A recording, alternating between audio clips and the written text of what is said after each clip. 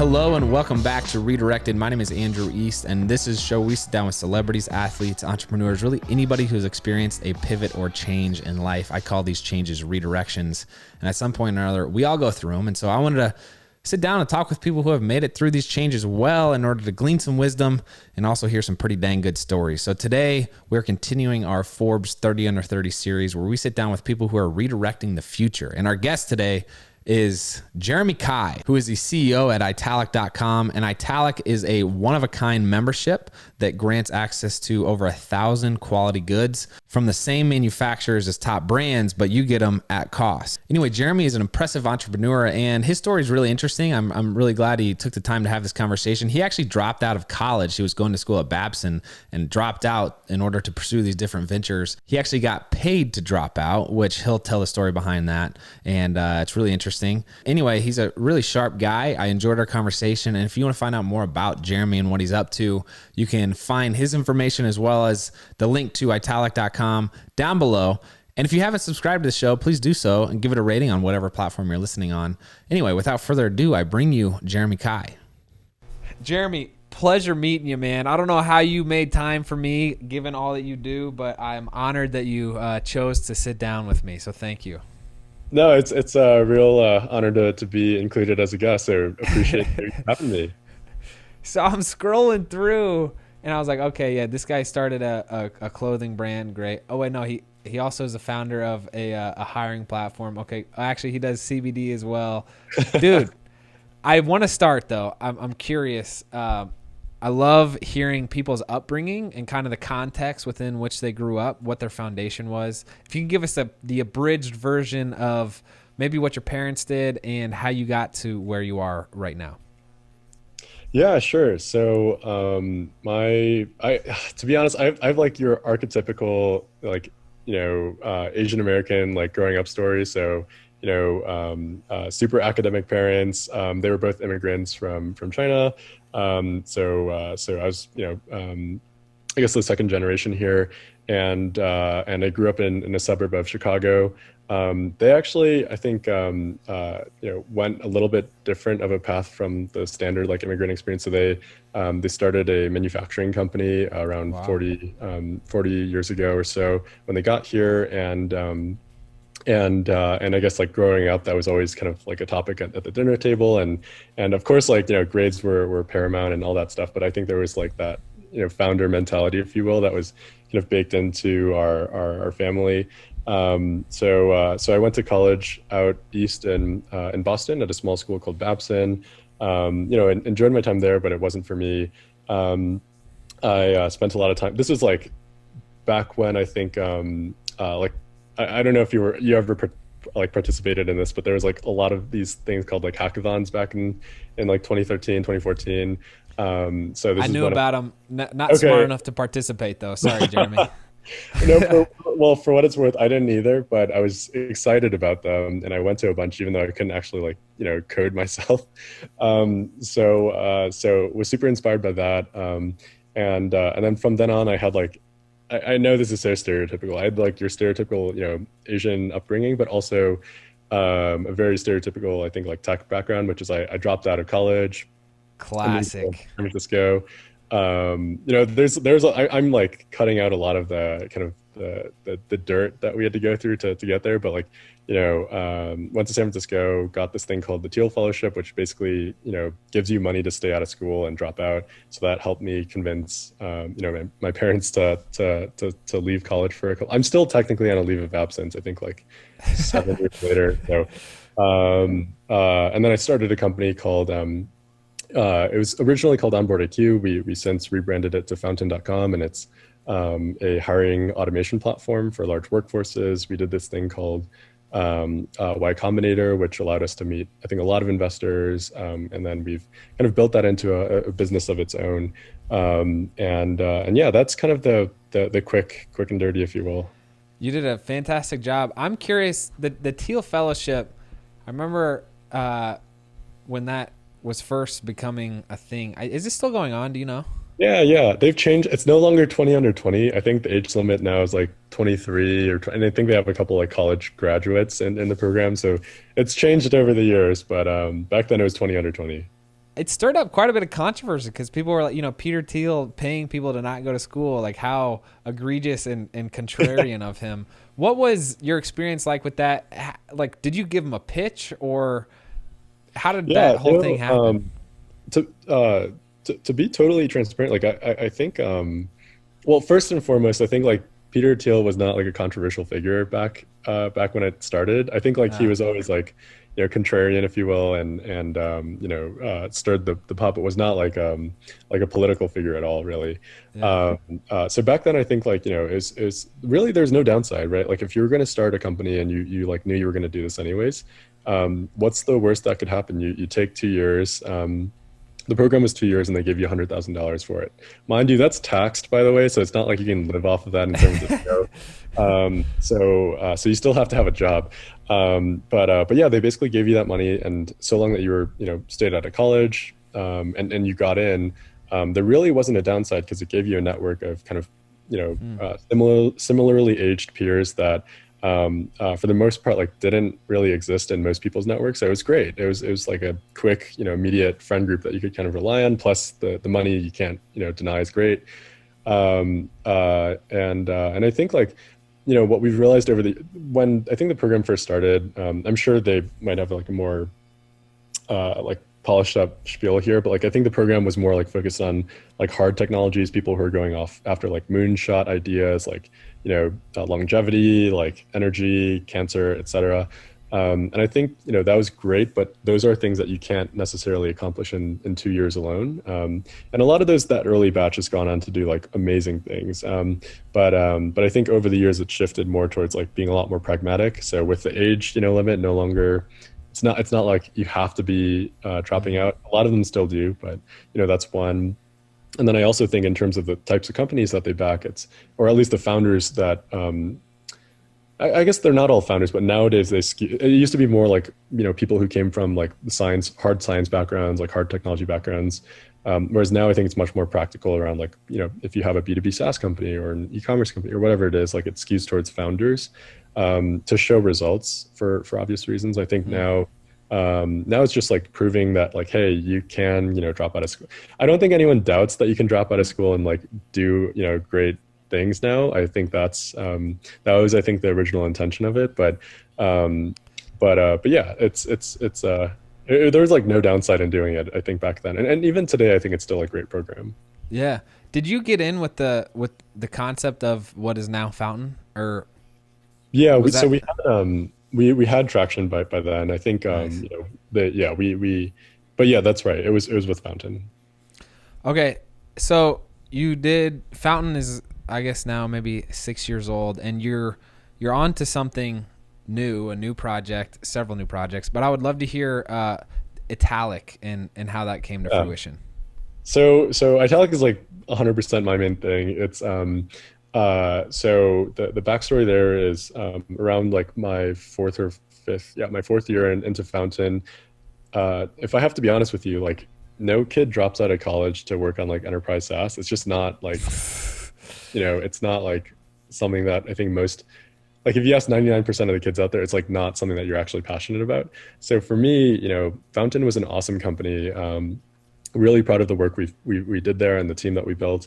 And it's still, I think going great and really proud of that. But it wasn't something that I was like actually passionate about. It was something that, we started, my co-founder and I, like we were both kind of young kids, and we started it for the sake of starting a company. And I think, 4 years in, I think like at that point I was like, okay, things are stable. Like I'd much rather actually work on something that I personally have like a lot more interest in. And I think, during the years of working with Fountain, I already mentioned my family has a manufacturing background. We noticed a lot of these, like what they call direct-to-consumer companies. They're not actually direct-to-consumer, but these like digitally native brands kind of pop up over the past decade, starting with like 2008 with Bonobos and 2011 like Everlane and Warby, and with that first cohort. And then I think in the 2014 to kind of 2018 era, of like the second generation of those direct to consumer brands, I think something that we realized on the manufacturing side is that it doesn't actually matter if a brand is like direct to consumer, e-commerce focused, digitally native, like whatever you call it. or if they're traditional or legacy or omni-channel, like those things don't actually matter on the manufacturing side. And I think what got me excited was I think like the original vision of direct-to-consumer commerce was actually really exciting.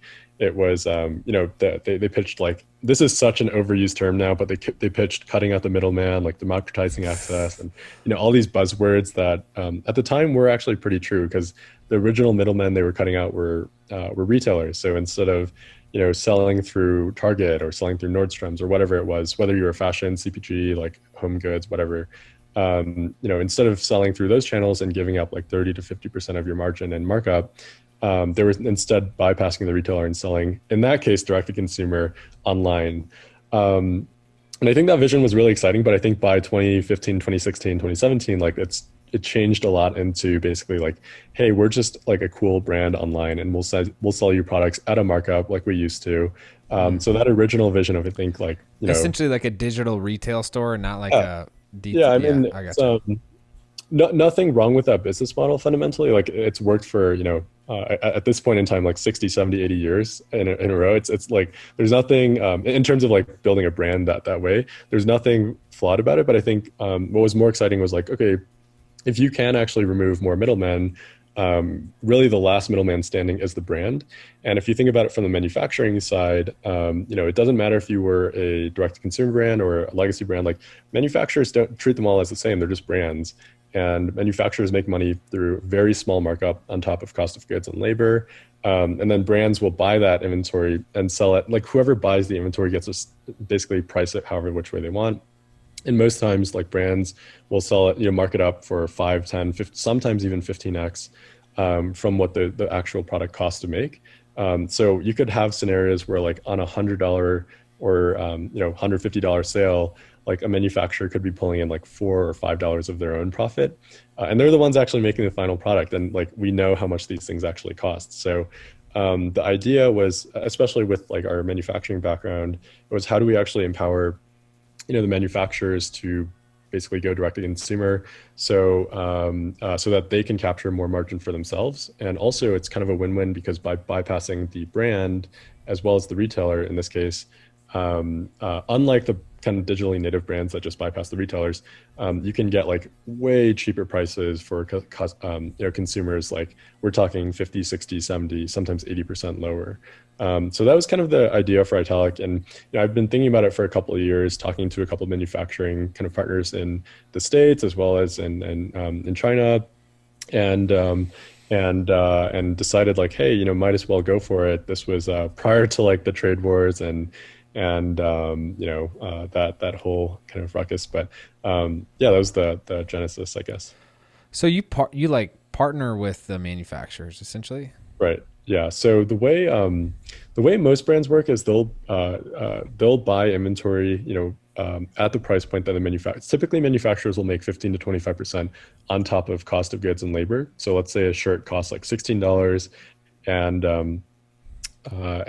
they'll sell that shirt to a brand for $20. That brand will typically go and sell, and this is just in fashion, but like, it's pretty representative across the board, regardless of the category. That brand will mark that up 5, 10, 15x. So generally, let's just say, like, conservatively, it's a 5x. They'll sell that shirt for $100, whether it's direct to consumer or through retail.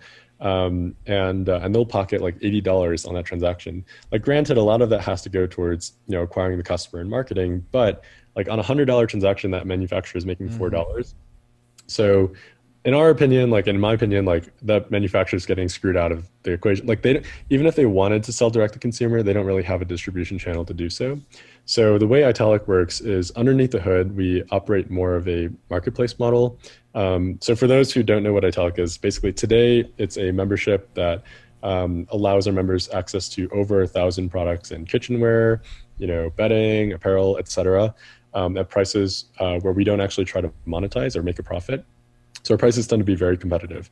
But the way we work with manufacturers is we will partner with them, not just as like, oh, go ahead. Sorry. Well, so you're literally not making a profit on the product. You're earning revenue through the membership. That's right. Yeah. Nice. Okay. Continue. Well, it's nice in some ways and not so nice in others. But yeah, so on the manufacturing side, like basically what we do is we instead of treating them as vendors whom we simply place like purchase orders against, and we'll mark up the products, we want them to be our financial partners. So they will actually, in our case, they will take inventory risk. So they're actually, basically investing in the products that will go on to Italic. That's how we've been able to get to, over 1,000 SKUs in less than 2 years. And then basically their incentive for doing so is we'll try to pay them out double or triple margins, like their standard profit margins. And by not taking, for not seeking to take your profit on our orders, we'll still be able to command like 64%. Like our average comparable price to like the closest competitor is like 64% less. That's how we achieve like such a large discount, is by not monetizing that, but we're still paying out a higher margin to the manufacturer.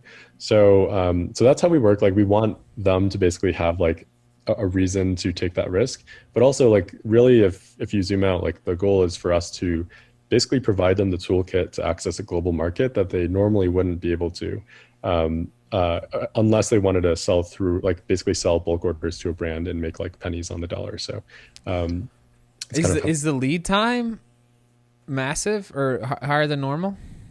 I can't say it's fast. It takes us anywhere from like 6 to 18 months to launch a single product. So it is like not fast, but I will say we're like fast relative to the rest of the industry. And because the manufacturers are putting their own money on the line, they have a natural like incentive to prioritize the Italic order, because it's their own money. Like the sooner they get it to us, the sooner we can start, basically selling it and issuing payouts to them. But from the consumer side, when I place the order, I get it. Oh yeah, 3 to 5 days. Yeah. Nice. Awesome.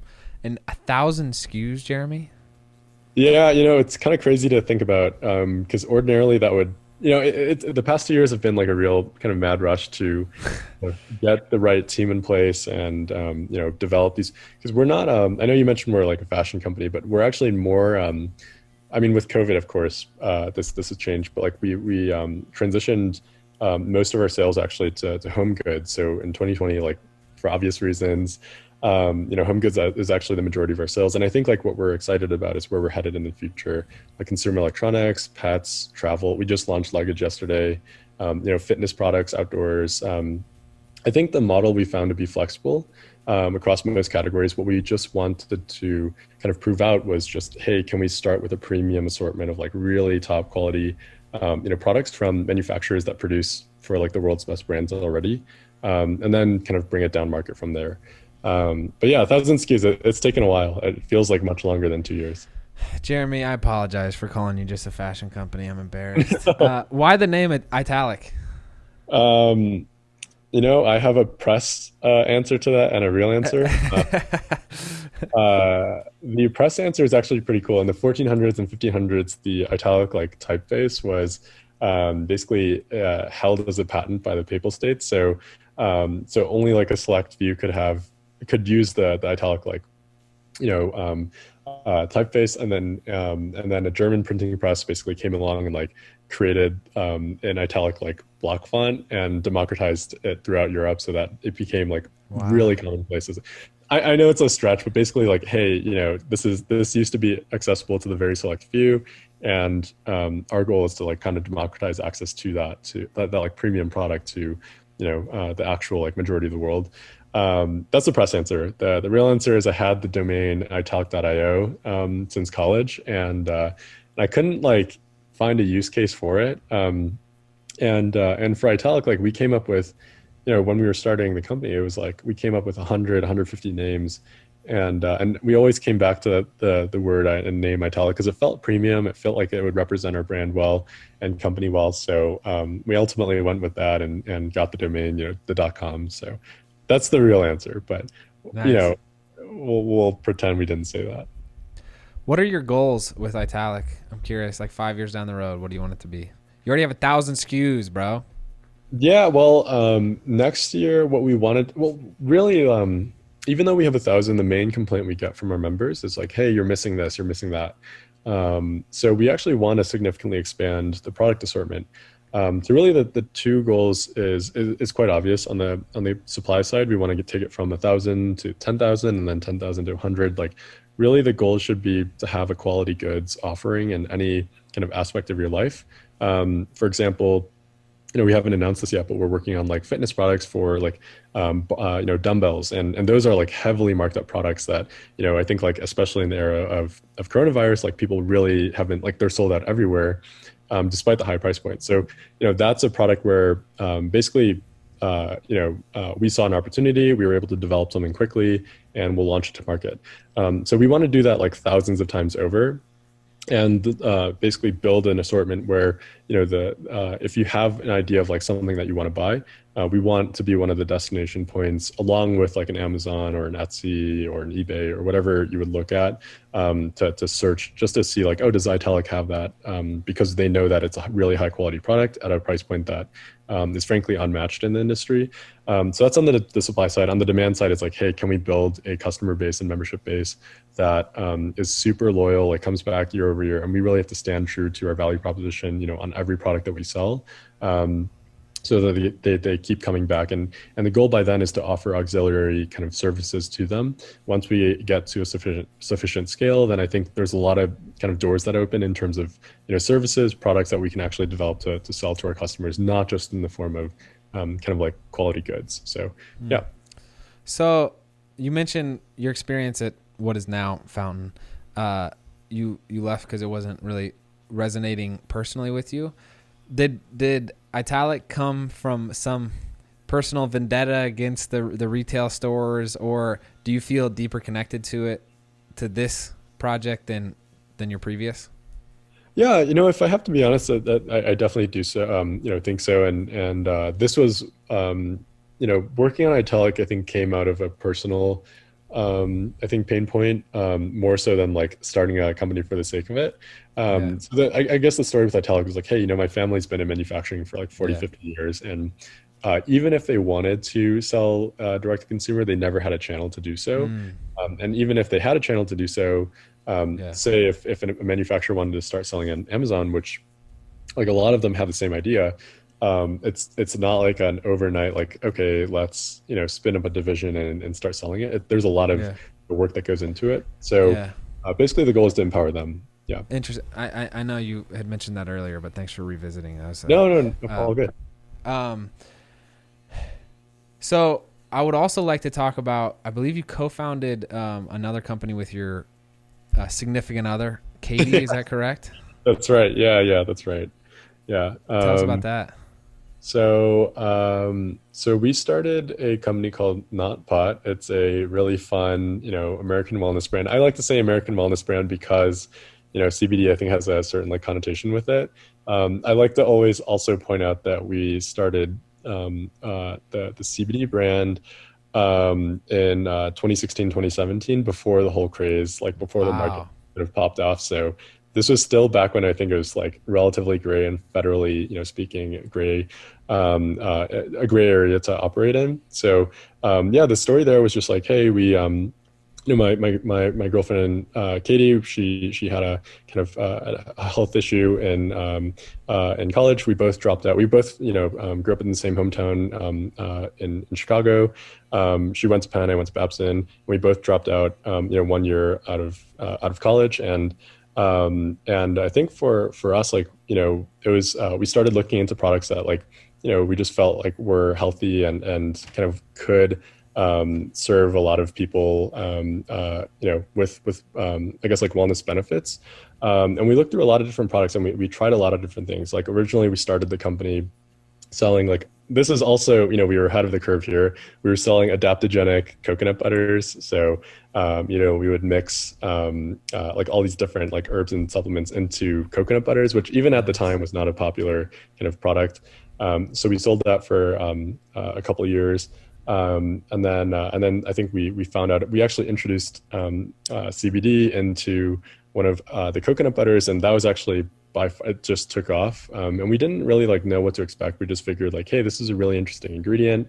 I think a lot of people could get a lot of benefits out of it. I'm not gonna tout all the benefits because that's done many times over. And I also don't want to get in, I guess, like trouble for doing so, for overselling anything. But Yeah, yeah. we saw that basically we saw both the health as well as financial benefits of the product from a business lens. And we basically steered a lot of our efforts into building a chocolate line, which was the first iteration of the brand Not Pot.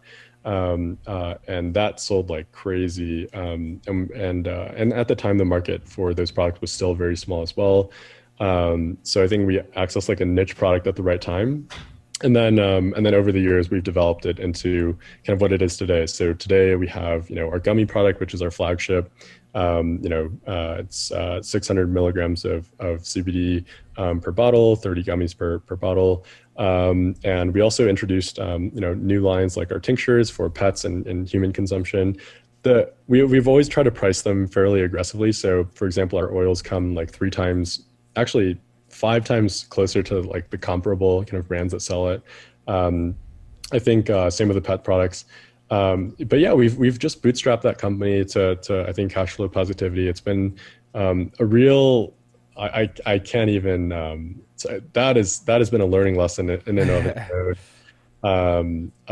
Also because with Italic we work with like 60, 70 different manufacturers around the world. They're like, these are publicly listed companies. These are not like small mom and pop shops. They're not sketchy by any means. CBD is a totally different world. And I've worked with like every type of manufacturer you can imagine it, except CBD is you get some sketchy players in there. So, I think learning the lessons there over the years were really painful financially and personally, but I think we're in a good place now. Wow. And there's also a social aspect to it. Is that right? Yeah, that's right. So every month we take a portion of our profits and we donate it to a different bail organization. We've been doing this like for years, so it's not like we spun this up overnight. I think a lot of companies do this now, which is great. It's not anything we would, we were super excited about that. But since inception, we've been taking a portion of proceeds and donating it to a different kind of like bail fund per se. We believe that a lot of people over the decades in our industry have been, wrongly incarcerated. So different bail organizations help fund the legal and bail side of people who are incarcerated. We don't like specifically target those who are incarcerated for, possession of like marijuana or drugs. Instead, it's just like a general purpose vehicle for kind of our social impact, if you will. But that's always been an important part of the brand. And did you adopt the health geek portion of Silicon Valley as well? Are you No. into that? I tried. I was the first year or two. I don't live, I think San Francisco and Silicon Valley as a whole has a lot going for it, but there are certain things that are just like really cringy, and just kind of frankly embarrassing about it. If I have to be honest with you, and I think I early on I had like I drank Soylent sometimes during the day. I like I fasted. I like had all these nootropics, et cetera, et cetera. I tried that. That was a phase. Nowadays, I just live a pretty normal life. I could exercise more. That's probably one thing I didn't say that to guilt you. Oh, no. All right. So you've done so much. I'm curious, when you look back over how you've gotten to where you are today, what are 3 things that maybe someone else has told you? Obviously you've been around some, I think top tier thinkers. And I'm curious, what is it like to be a genius personally? Like, is that a burden or a That is the last thing I would call myself. So I definitely cannot, agree with you there. I think the 3, if I have to be honest, it's super stressful. It's like very, very time consuming. There's a lot going on every day. Your mind's always, racing somewhere. If you're taking a rare vacation, I'm not trying to promote this. Like, I think there's like this tendency for founders to like say everything's great or like the hustle culture is great. Like it 99% of the time it sucks. It's like you're in the grind and you're solving problems that aren't like necessarily that exciting or interesting. But when it does pay off in those like 1% times where it's exciting, it's worth it. So I think I don't and this is what I was going to say about the Thiel Fellowship too. It's not right for like 99.9% of US population, at least, to kind of drop out of school and start a company. I also don't think that's right. Like in general, for people to take this lifestyle, um, unless they like really know what they're getting into. So that's the first thing I would caveat by saying. And also, like most founders who, I think have started these companies, a lot of the successful ones I've met are not like geniuses by any stretch of the imagination. So it's a lot of just like hard work, and it seems sexy on the outside, but it's like really not. So you'd have to know that getting into it.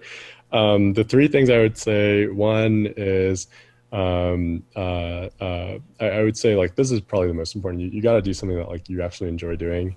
If you're starting something or you're working on something, and this doesn't have to mean like you're starting a company, but you ought to be doing something that like actually brings joy to your life, or something you're personally excited about. I got sucked into doing something like I started a company for the sake of it at a pretty young age, and you can't really escape that unless you have like a golden parachute of some means. And also I was in a fortunate position where like I didn't have that many financial burdens. I wasn't married. I didn't have kids. So I was in a place where I could have afforded to do that. But if you don't, you're kind of stuck, and it's hard to get out of that. So even though you're the founder and boss or whatever it is.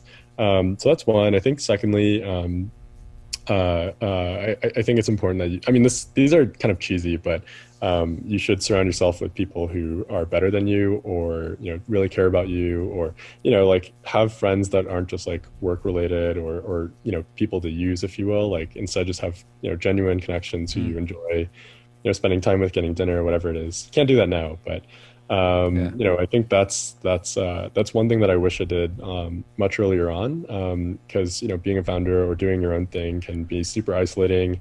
And then I guess the last thing I would say. Oh, sorry. Have a supportive girlfriend. Oh, yeah. Well, that was actually, I was going to tee into that, but yeah, I was going to say have a great partner, like that.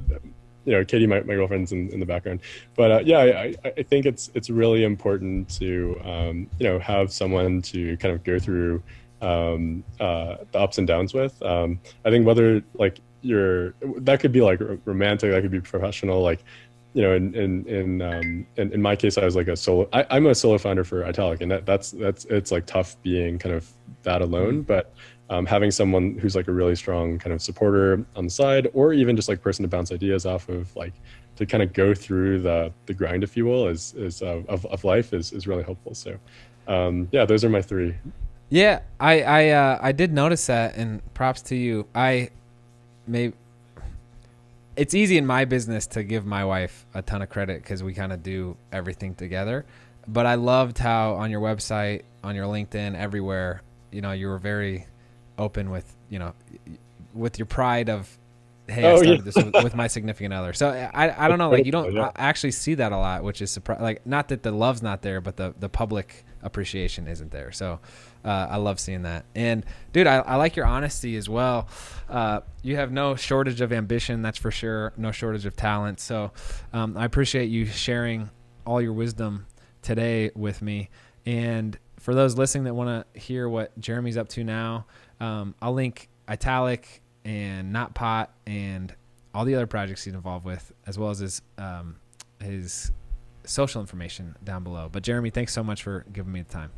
Hey, thanks so much for having me. I really appreciate it, Andrew.